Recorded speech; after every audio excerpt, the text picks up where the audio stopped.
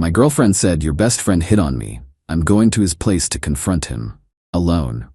I replied, understood. Then he texted me a screenshot of her flirty messages to him from last week. An hour later, she was calling me in tears saying, I, 27 male, was in a meeting when my phone started buzzing.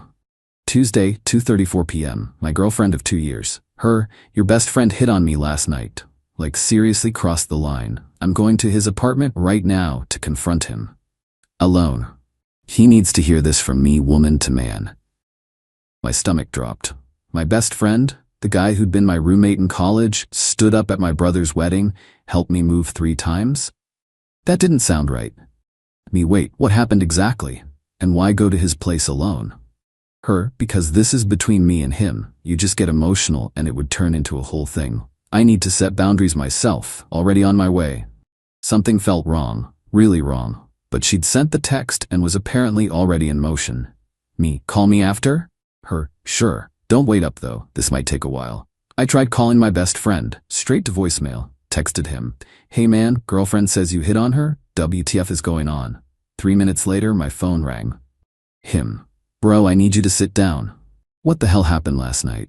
Nothing happened, that's the point. But something's about to happen and you need to see this before she gets to my place. My email pinged. He'd sent me a PDF. 23 pages of screenshots, text messages between him and my girlfriend, starting from 3 weeks ago. I opened it. Felt the meeting room spin. Week 1, her messages were innocent. Asking about his day, sending memes, saying we should all hang out more. Week 2, they got flirtier. Her telling him he looked really good at the barbecue, asking if he ever got lonely living alone, sending him a photo of her new outfit, asking his opinion. It was lingerie. Week 3, last week, she'd gotten aggressive, asking if he'd ever thought about her that way, saying she felt chemistry between them, asking if he wanted to get drinks, just the 2 of us. Every single message he'd deflected or ignored. When he couldn't ignore, he'd redirect to include me. Yeah, the 3 of us should grab drinks soon. The last exchange was from last night. He's at his brother's place overnight. Want to come keep me company? I'm bored and lonely. That's inappropriate. You're dating my best friend. What he doesn't know won't hurt him, unless you want him to know. I want you to stop. This isn't okay. Your loss, but I think we both know you're tempted. I'm not. Please stop messaging me like this. That was sent at 11:43 p.m. last night. I called him back. She's setting you up. I know. She's coming here to make a move, and when I reject her again, she's gonna tell you I came on to her. That's why I'm sending this now. I should have told you sooner, but I kept thinking maybe I was overreacting. You weren't. I'm coming to your place. Right now. She said she's on her way. Good. I want to be there when she arrives. I left work, told my boss I had an emergency. Drove to his apartment doing 20 over the limit. I got there at 3:17 p.m. Her car was already in the parking lot. My best friend buzzed me up. She got here 5 minutes ago. I haven't opened the door. She's been knocking and calling my phone. I could hear it as I came down his hallway. Her voice through his door. Come on, open up. I know you're home. We need to talk about this. I walked up behind her. About what? She spun around. The look on her face, shock, then panic. Then quick calculation to innocent confusion. Baby, what are you doing here? Interesting question. What are you doing here? I told you. He hit on me and I'm confronting him. My best friend opened his door, stood there with his arms crossed. Tell him what you really want. Her face went red. I already told him. You made me uncomfortable last night with your texts and your... Show him your phone, I said quietly. What? Your phone. Show me the texts where he hit on you. I deleted them, because they were gross and I didn't want to see them again. Convenient. I pulled out my phone. Want to see what he didn't delete? I watched her face cycle through emotions as I scrolled through the PDF. Denial, fear, anger, then finally, defiance. Those are taken out of context. What context makes asking if he wants you to come over when I'm gone okay? I was testing him to see if he was really your friend. My best friend laughed, actually laughed. Testing me for 3 weeks, including the lingerie photo. I never sent you. She stopped, realized he hadn't mentioned the lingerie in front of me until just now. You told him about that? Lady, I documented everything because I knew this was coming. She turned to me, tears starting. Baby, please. This isn't what it looks like. I was feeling insecure about us, and I made bad choices, but nothing happened. I never touched him. Because he kept saying no. But I stopped. See? I realized it was wrong, and I stopped. You stopped last night? Then showed up here today to, what exactly? Her mouth opened, closed. To tell him he crossed a line. He crossed a line by rejecting you? No, by making me feel like. She couldn't finish the sentence. There was no way to finish it that made sense. Get in the car, I said. What? You're following me home. We're going to talk, but not here. I'm not going. You're either getting in your car and following me, or I'm leaving you here to explain to him why you really came. Your choice. She got in her car. The drive back to our apartment was surreal. Watched her in my rearview mirror the whole way. She was on her phone, texting frantically. We got inside and she immediately went on the offensive. You humiliated me. In front of him, taking his side automatically. I saw the messages. Messages that could mean anything. I was being friendly. You asked him to come over when I was gone. As friends, you sent him a lingerie photo. I was asking fashion advice. The mental gymnastics were incredible. I almost admired it. Pack your stuff. She froze. What? We're done. I want you out today. You're breaking up with me over a misunderstanding? I'm breaking up with you for repeatedly hitting on my best friend, lying about it, and then trying to frame him for harassment. I didn't frame anyone. What were you going to tell me after your confrontation with him? Silence. Were you going to say he came on to you? More silence. That's what I thought. Pack your stuff. My brother's coming over in an hour to supervise. I don't need supervision. This is my home too. It's my apartment. Lease is in my name. You've been living here, but you don't have tenant rights. That's not legal. Actually, it is. Checked with my lawyer friend already. Her face went through several emotions before landing on rage. You called a lawyer before even talking to me? You planned this whole thing. I planned for you to be dishonest. I was right. She grabbed her phone. I'm calling my mom. Cool. She can help you pack. Update 1. Her mom showed up before my brother did. Fantastic. The woman burst through the door like a tornado. What did you do to my daughter? Hi, nice to see you too. She's in there crying, says you're kicking her out. She hit on my best friend repeatedly. I'm ending the relationship. She needs to collect her belongings. Her mom looked at my girlfriend, who was indeed crying on the couch. Is that true? He's twisting it. I was being friendly, and they're both making it into something it wasn't. I pulled up the screenshots on my phone, handed it to her mom. Watched her face as she read. Saw the exact moment she got to the lingerie photo. Her expression went from protective mama bear to disappointed and angry. What were you thinking? Mom, you don't understand. You sent a picture of yourself in underwear to your boyfriend's friend? It wasn't underwear, it was a bodysuit. That's semantics. Her mom looked at me. I'm sorry. I didn't know. It's fine. I just need her stuff out of here today. My girlfriend stood up. You can't do this. Half the furniture is mine. Which half? The bookshelf, and the coffee table, and the toaster. The bookshelf I bought when we moved in. The coffee table was my mom's. The toaster was a gift from my work. Want to try again? I paid for groceries, and you ate them. That's how groceries work. My brother walked in. Oh good, we're already yelling. Love that. Her mom actually looked relieved to see another adult.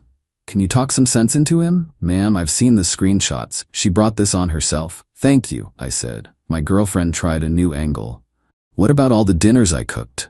The cleaning I did? I gave up 2 years of my life.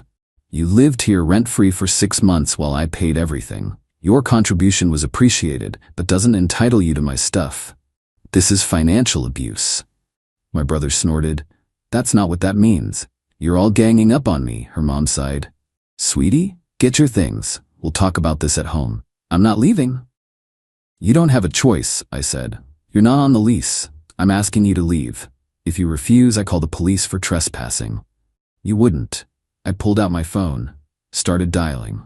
Fine, fine. She stormed into the bedroom. The packing took 2 hours. She tried to claim the TV, the PlayStation, the coffee maker, even the damn bath mat. Her mom had to keep telling her no. The best part was when she grabbed a framed photo of us from the hallway. I'm taking this. Why? I asked. Memory of when you were someone different? She threw it at the wall. Glass shattered everywhere. My brother stepped forward. Okay, that's destruction of property. Her mom grabbed her arm. Stop. You're making this worse. Finally, everything was loaded into her mom's car. Took 3 trips. My girlfriend stood in the doorway. You're gonna regret this. Probably not. He's not your friend. He wanted this to happen. He's been waiting for a chance to break us up. By rejecting you repeatedly and documenting your harassment? Weird strategy. You're so stupid. You'll realize what you lost. Lost what? A girlfriend who tried to cheat on me? Her mom pulled her toward the door. Come on, let's go. I loved you. She was full on sobbing now. I made a mistake, but I loved you. You loved what I provided? Apartment, stability, someone you could take for granted. That's not the same thing. She left. Finally, my brother and I stood in the apartment, looking at the broken glass from the photo frame. You good? He asked. Getting there. He helped me clean up. We ordered pizza, ate it in silence for a while. Can I say something without you getting mad? He asked. Probably not, but go ahead. I never liked her. I laughed. First time in hours. Yeah, I'm getting that feedback a lot today. Update 2. The next 2 weeks were absolutely insane. Day 1. She texted me 30 times. Started with apologies, moved to anger, ended with threats. I didn't respond to any of them. Day 2. Her best friend called. You need to give her another chance. She made a mistake, but she's sorry. Did she show you the screenshots? What screenshots? I sent them. 5 minutes later, oh, never mind. Day 3. She showed up at my workplace. Security stopped her at the front desk. She tried to say she was my girlfriend and had forgotten something in my car. I told them we'd broken up and she had no reason to be there. She screamed loud enough that people from other floors heard it. Day 4. My best friend called. She's texting me again. What's she saying? That I ruined her life. That I should tell the truth about what really happened. That she's going to make sure everyone knows what kind of person I am. Save all of it. You might need a restraining order. Day 5. She posted on social media. Long post about toxic masculinity and men who gang up on women and how she tried to warn me about a predator, but I chose male friendship over female safety. The comments were split. Her friends supported her. Our mutual friends asked questions. I didn't comment, didn't need to. 3 people who knew the full story commented with variations of, "That's not what happened and you know it." She deleted the post within an hour. Day 6. Her mom called me.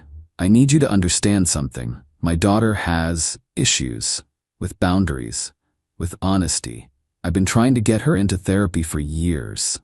I appreciate you telling me, but we're done. I know. I'm not asking you to take her back. I'm asking you to get a restraining order before this gets worse. Worse how? She's talking about going back to your apartment, about making him pay. I'm not sure if she means you or your friend. I'm worried. I thanked her and called my lawyer friend. Started restraining order paperwork. Day 8. My best friend's car got keyed. Deep scratches all along the driver's side. His security camera caught her doing it. 2:37 a.m., hoodie up, but her face was clear in one frame. He filed a police report, showed them the texts, the harassment timeline, everything. They went to her mom's house to talk to her. She denied everything, said she was home all night. Her mom couldn't confirm it. She'd been asleep. The police told her they had video evidence. She said the video must be fake. They told her she could either pay for the damages or face vandalism charges. She paid $1,400. Her mom wrote the check. Day 10. I got a text from a number I didn't recognize. This is your girlfriend's sister. What you're doing to her is evil. She's having panic attacks. She can't eat. She can't sleep. You've destroyed her. She destroyed herself. She hit on my best friend and lied about it. That's your side of the story. No, that's what the screenshots prove. Screenshots can be faked. So your sister sent lingerie photos to my best friend, got rejected, showed up at his apartment uninvited, keyed his car, and I'm the bad guy? No response. Day 12. My apartment building manager called. Your ex-girlfriend tried to get a key to your apartment, said she'd locked herself out and left her ID inside.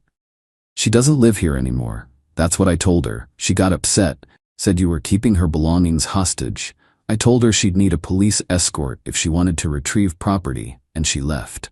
Thanks for the heads up. Also, she asked if we had cameras in the parking garage. I said yes. She looked not happy about that. Great, she was planning something. Day 14. The restraining order was granted. Temporary one, hearing scheduled for next month. My best friend got one too. She had to be served at her mom's house. Her mom texted me after. Thank you. Maybe this will force her to get help. Update 3. 3 weeks since the breakup. The restraining order hearing was yesterday. She showed up with a lawyer, bargain attorney, who looked annoyed to be there. My lawyer presented the timeline of messages, screenshots of her harassment, evidence of her showing up at my workplace, evidence of her keying my best friend's car, witness statements from my brother and her own mother. Her lawyer tried to argue that I was retaliating against a bad breakup and that her behavior was a normal emotional response to rejection.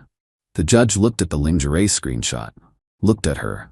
Ma'am, you sent provocative photos to your boyfriend's friend, showed up at his apartment unannounced, vandalized his vehicle, and attempted to access your ex's residence through deception.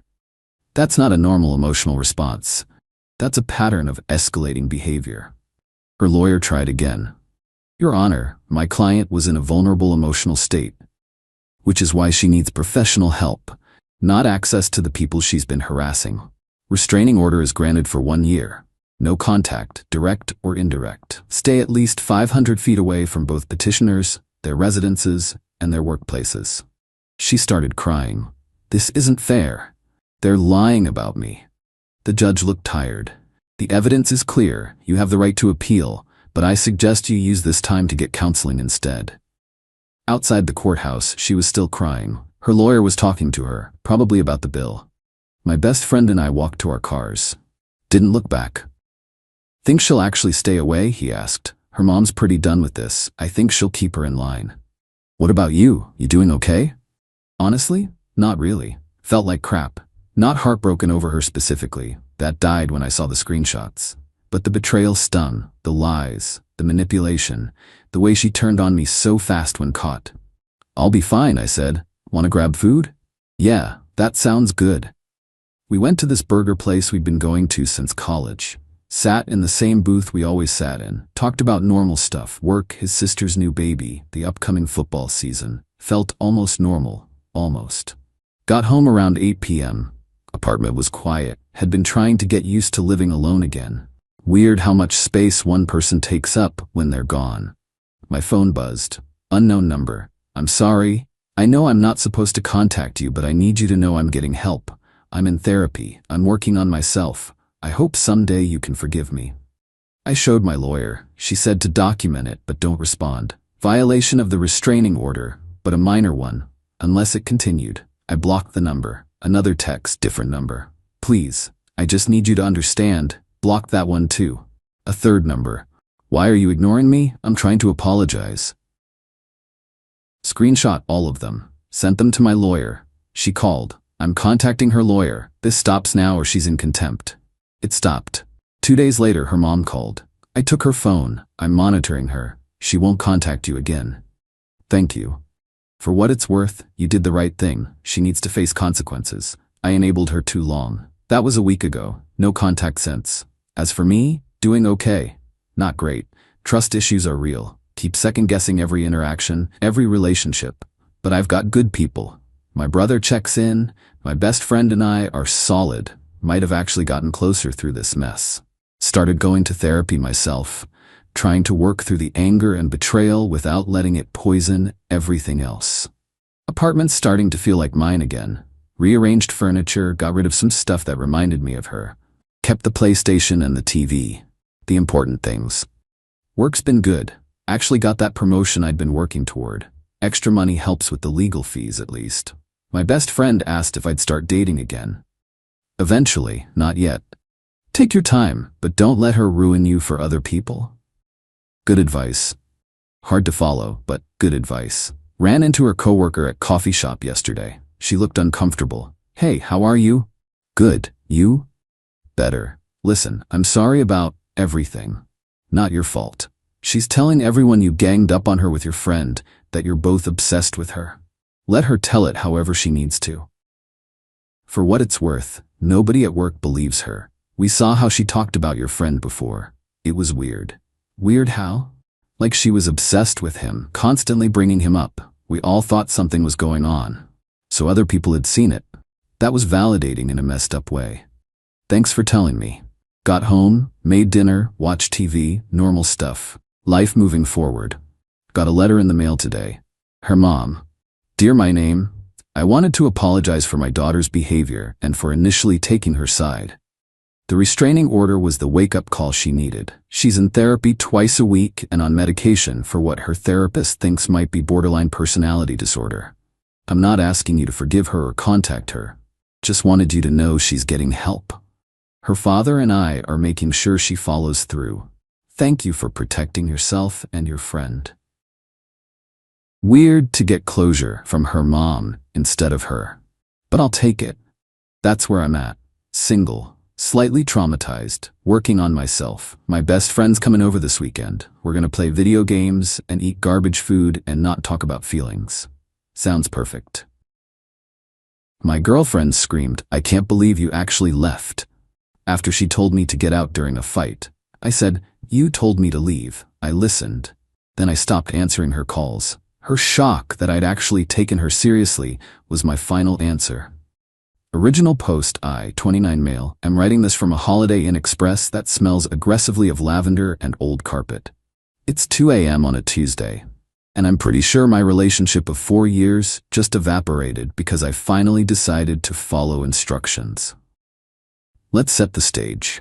I've been living with Qley, 27 female, for 2 years. I pay the rent, she pays the utilities and groceries. It seemed fair on paper, considering I make significantly more as a logistics coordinator, while she's a freelance social media consultant, which mostly means she scrolls TikTok and occasionally posts for a local boutique. Our dynamic has always been volatile. Qley loves the drama. She subscribes to that toxic idea that if you aren't fighting, you don't have passion. I, on the other hand, just want to come home, eat a decent meal, and maybe play an hour of Helldivers before passing out. The fight started over something stupid. It always does. This time, I didn't look excited enough about her best friend's gender reveal party next weekend. Apparently, my grunt of acknowledgement was a personal attack on her character. It escalated. We went from you don't care about my friends, to you don't care about me, to you're wasting my prime years in under 10 minutes. It's a script we've rehearsed a dozen times. Usually I apologize, I buy her flowers, we make up, rinse, repeat. But tonight was different. I had a headache the size of Texas, and I just wasn't engaging. I sat on the couch, staring at the TV, which infuriated her. She stood in front of the screen, arms crossed, doing that thing where she taps her foot, waiting for me to explode. Are you even listening to me? She shrieked. I'm listening, Qley. I just don't agree that my lack of enthusiasm for pink or blue smoke makes me a sociopath. That was the trigger. She pointed at the door. The classic move. If you're going to be such a miserable drain on my energy, then get out. Just get out, Jason. I don't want you here. In the past, I would have said, babe, let's calm down, or this is my apartment too. Tonight, something snapped. It wasn't anger. It was just exhaustion, pure unadulterated fatigue. Okay, I said. I stood up, I walked to the bedroom. I grabbed my duffel bag. She followed me, still yelling. Oh, now you're running away? Typical, you can't handle a real conversation. I packed 3 days of clothes, my toiletries, my laptop, my passport, habit. And crucially, I grabbed the spare key to my car and the folder from the filing cabinet that has my lease agreement and birth certificate. I walked back to the living room. She was standing there, hands on hips, smirk on her face. She thought this was part of the dance. She thought I was bluffing. You're pathetic, she sneered. Where are you gonna go? You have no friends who will put up with you. You told me to leave, I said, putting on my shoes, so I'm leaving. I opened the door. Her face changed. The smirk dropped. It wasn't regret yet, it was confusion.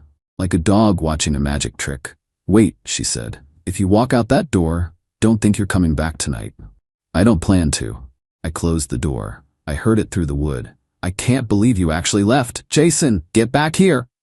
I took the elevator down, got in my car, drove 3 exits down the highway to this hotel. I turned my phone on Do Not Disturb for everyone except my parents and my boss. Since I checked in 3 hours ago, I have 14 missed calls from her. 3 from her mom, and a text preview that says, "Stop being a baby and come home." I ordered Thai food. Here's the kicker though. I have a Ring doorbell camera. I installed it because packages kept getting swiped. I checked the feed about 20 minutes after I arrived at the hotel. At 9:45 p.m., maybe 30 minutes after I left, a car pulled up. A guy got out. It was Justin. Justin is the guy she told me not to worry about. The guy from her gym who is just super friendly and needs advice on his career. She opened the door for him. She was wearing my oversized hoodie. She was smiling. She handed him a beer before the door even closed. She kicked me out because she wanted the apartment empty. The fight was manufactured. The passion was a smokescreen. I'm not sad. I'm not even really angry yet. I'm just done. I have the lease in my hand. It's in my name. She's listed as an occupant, not a lessee. I called the landlord's emergency line and left a voicemail saying I wouldn't be in the unit for a few days, but to call me if there were any noise complaints. Now I'm going to sleep. Tomorrow, I start the eviction of my life. Update 1. 2 days later. The adrenaline has worn off, and now we are in the cold hard logistics phase of the breakup. And let me tell you, the entitlement is staggering. I stayed at the hotel until checkout the next morning, then went to work. I function better when I'm busy. At 10 a.m., the do not disturb wall crumbled. I decided to check the damage. Texts from Qley. Last night, stop ignoring me. It's not funny. Last night, Justin came over to comfort me because I was crying. You're lucky I have friends who actually care. This morning, 7 a.m. Where are you? I need the car to get to my lash appointment. You took the spare tea? This morning, 9:30 a.m. Jason, pick up. The internet is down. I almost laughed out loud in the break room. The internet wasn't down. I had just changed the password remotely via the ISP app. Petty? Maybe, but the bill is in my name, and I wasn't about to let Justin stream Netflix on my dime while I paid for hotel Wi-Fi. I didn't reply. Instead, I called my landlord, Derek. Derek is a 60-year-old retired Marine who tolerates zero nonsense. We have a good relationship because I pay early and fix my own leaky faucets. Derek, hey, it's Jason in 4B. Listen, Qley and I are done. I'm currently not in the unit. She's still there. I need to know my options for removing an occupant. Derek grunted. She on the lease? Listed as occupant. I'm the leaseholder. State law says if she's been there more than 30 days, she's a tenant at will. You gotta give her 30 days written notice to vacate, unless she does something to violate the lease terms. Like what? Damage, illegal activity, unauthorized long-term guests, noise complaints. Okay, thanks Derek. I went back to work. At lunch I finally texted her back. I'm not coming back, we're over. I saw Justin come over 20 minutes after I left. Don't bother lying. You have 30 days to move out. I'll be sending formal notice via email and certified mail. Her response was immediate. Qley, LMAO, you're joking, right?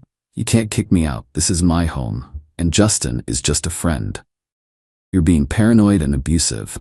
Come home, apologize, and maybe I'll forgive you for abandoning me. She really thought she still held the cards. She thought this was just another episode she could manage. That evening, I went to stay with my buddy Mike. Mike is an attorney, not in family law. He does corporate contract stuff. But he knows enough to be dangerous. We were sitting on his patio having a beer when my phone pinged. Bank of America fraud alert. Attempted charge $450 Bliss Spa and Salon. Authorization. Decline?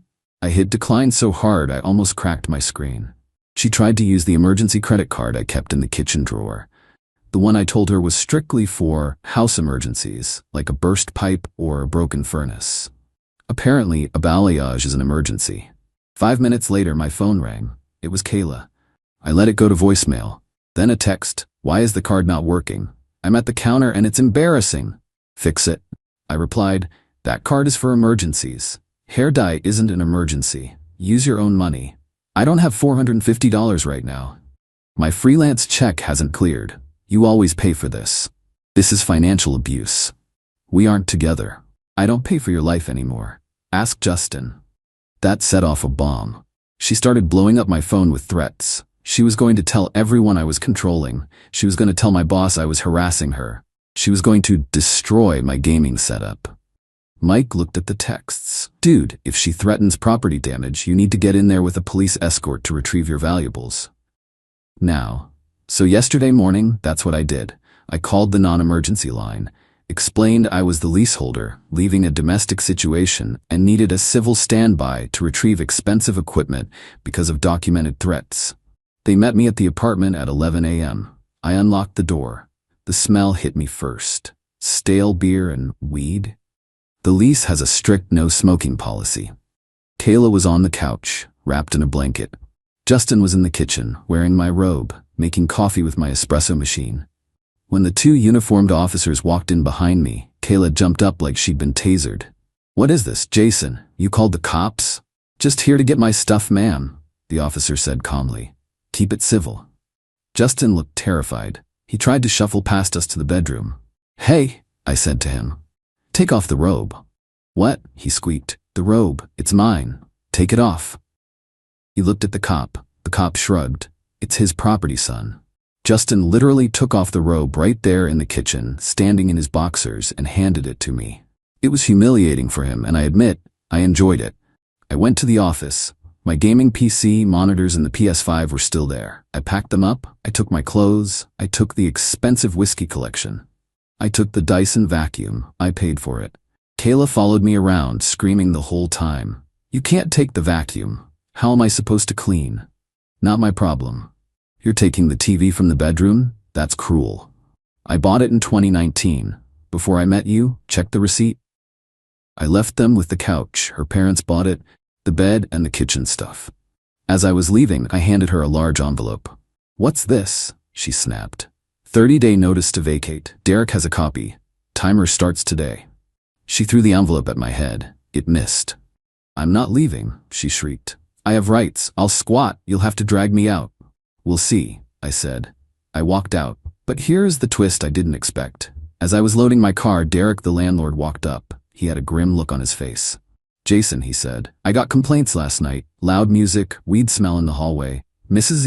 Higgins in 4A said there were people coming in and out all night." "I wasn't there, Derek. I was at a hotel."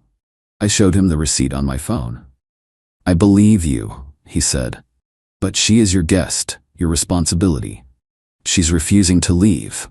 Derek cracked his knuckles. "Lease says no smoking. Lease says no guests for more than 3 days without approval. Lease says no noise violations." He looked up at my balcony. "If I smell smoke one more time, I'm not evicting her. I'm evicting you for lease violation. And since she's an occupant, she goes down with the ship. Only difference is, an eviction on your record ruins your credit. An eviction on hers, well, she doesn't have credit anyway, does she?" It was a threat, but it gave me an idea. "Derek, if I surrender the apartment, if I break the lease and pay the penalty, does that force her out immediately?" He chewed his lip. "Technically. If the lease ends, her right to occupy ends. If she stays, she's trespassing. But she'd be on the hook for the break fee. 2 months rent. 2 months rent is $3,600, a lot of money. But the look on Justin's face when I took my robe back? Priceless." I told Derek, "Give me 24 hours to think about it." I went back to Mike's place. Kayla posted a photo on Instagram an hour ago. It's a selfie of her and Justin holding glasses of wine. Caption: "Real love sticks around when things get tough. Thankful for my rock. Stash new beginnings. Toxic free." She's drinking my $80 Cabernet. I think I'm going to call Derek in the morning. Update 2. 5 days later. Things have escalated from messy breakup to legal warfare. And honestly, I'm here for it. After seeing that Instagram post, I made the decision. I wasn't going to wait 30 days for her to trash my apartment, smoke weed in it, and play house with Justin while I paid the rent. I called Derek the next morning. "I'm terminating the lease," I said. "I'll pay the 2-month break fee. When can we execute this?" Derek, bless his heart, was ready. "I can have the paperwork ready by noon. Since you've already vacated, we just need to do a walkthrough. But since she is still there, it's tricky. What if I explicitly surrender possession to you? Tell you I've moved out and anyone remaining is a squatter." "It's a gray area," Derek admitted. "But here's the thing. I did a surprise inspection of the HVAC filters this morning. Standard maintenance. She wouldn't let me in. Claimed she was indisposed. That's a violation of the lease right there. Refusal of entry for maintenance." "Sell?" So, I posted a 7-day notice to cure or quit on the door. For the smoking and the refusal of entry, she has 7 days to fix the violation or leave. If she doesn't, I file for eviction on day 8. She won't leave, I said. I know, Derek chuckled. But here's the fun part. Since you are voluntarily terminating and paying the fee, I'm removing your name from the eviction suit if it comes to that. I'll file against Jane Doe and all occupants. You get out clean, she gets the sheriff at the door. I went to the bank, got a cashier's check for $3,600, handed it to Derek. I sent Qley a text, me, heads up. I terminated the lease. I paid the penalty. The apartment goes back to the landlord in 7 days. You need to be out. She called me immediately. I answered this time, putting it on speaker for Mike to hear. You can't do that, she screamed. She sounded hysterical. You can't just end the lease. Where am I supposed to go? You have a rock, don't you? I said. Go stay with Justin. Justin lives in a studio with 3 roommates. He can't take me. Not my problem, Qley. You told me to get out. I got out, and I took my lease with me. I'm not leaving, she yelled. I have tenants' rights. My mom spoke to a lawyer. Your mom's divorce lawyer from 1998 doesn't count. Good luck, Qley. I hung up. Then the harassment started. Her mom, Linda, called me. Linda is a piece of work. She's the one who taught Qley that men are utility objects. Jason, you are being incredibly immature, Linda lectured. You are putting a young woman on the street. A man provides. A man protects. You are acting like a child. Linda, I said, your daughter is sleeping with another guy in the apartment I pay for. If you're so concerned, she can move into your guest room. We are renovating the guest room right now, she stammered. Right, of course you are. 2 days passed. I got an email from Amazon. Order confirmation. Sony 65-inch OLED TV, $1,800, shipping to old apartment address, payment method Visa ending in. She had access to my Amazon account on the smart TV I left behind. She tried to order a replacement for the TV I took, using my stored card. This was the mistake I was waiting for. Attempted credit card fraud. I canceled the order immediately. Then I changed the Amazon password. Then I called the non-emergency line again. I'd like to file a report for attempted identity theft and credit card fraud. I have the logs, I have the IP address, thanks Amazon support. I didn't press charges yet, I just wanted the report number. I texted the report number to Qley. Nice try ordering the TV. Police report number 24-0981. Attempted credit card fraud is a felony. Leave the apartment by Sunday or I hand this over to the detective. Radio silence for 6 hours. Then a text from Justin. Bro, come on. She's freaking out. You're scaring her. Can't we work something out? She just needs a month to find a place.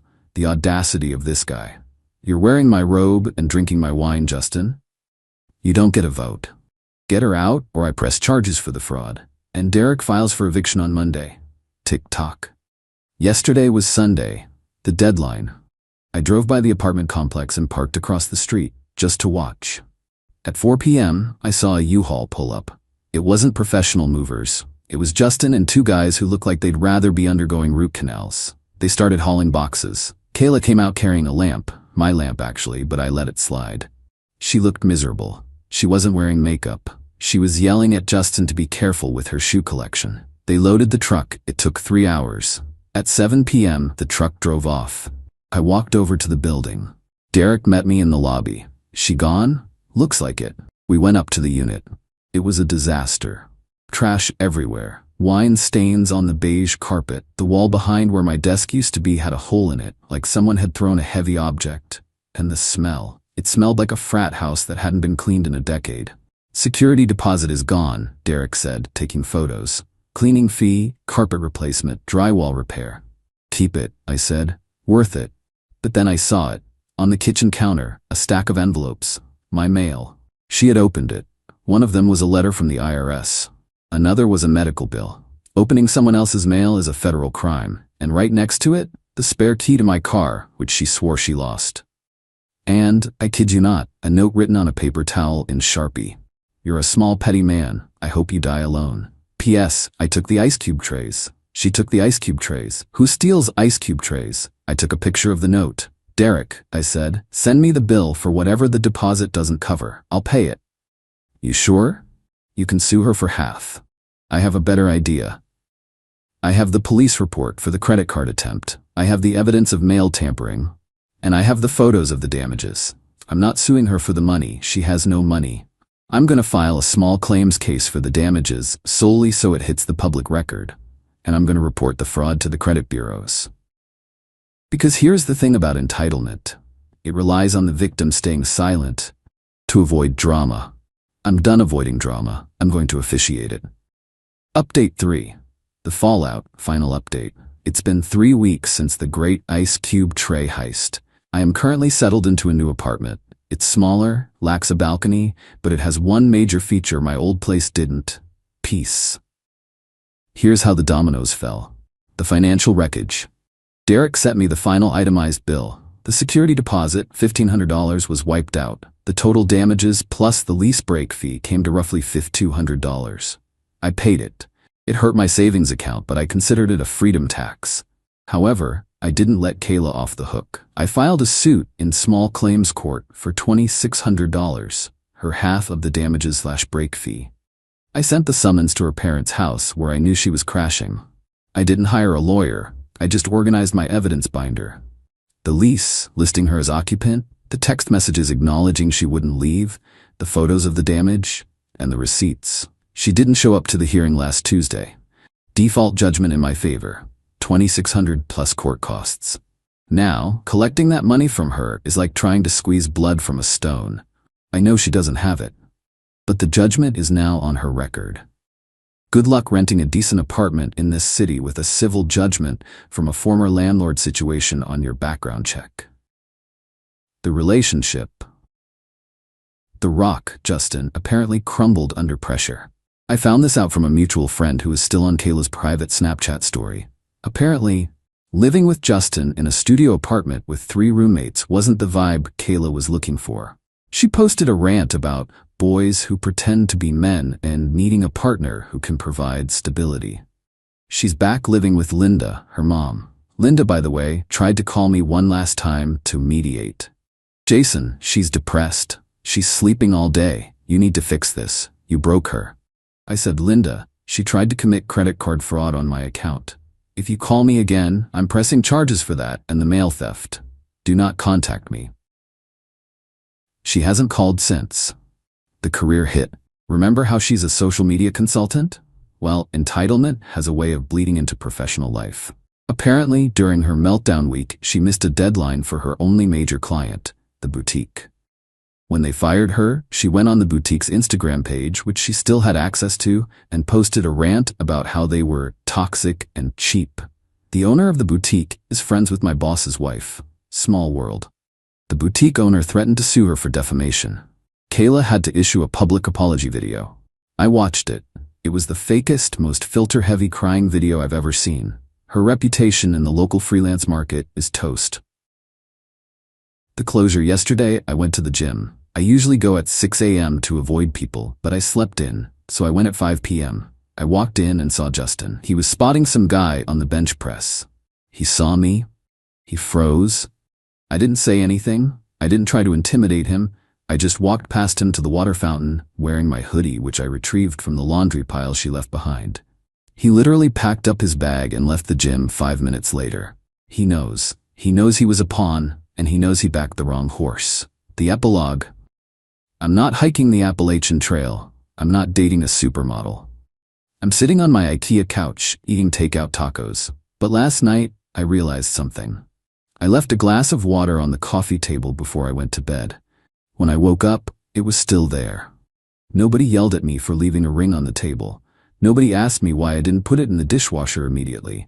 Nobody told me I was disrespecting the space. The silence in my apartment isn't lonely. It's luxurious. Qley texted me one last time 3 days ago. Qley, I miss the dog. Can I come see him? We don't have a dog. We never had a dog. She was fishing, trying to find any thread to pull to get me to engage. I blocked the number. She told me to leave. I listened. It was the best decision I ever made. To anyone reading this who is walking on eggshells in their own home, the door works both ways. Use it.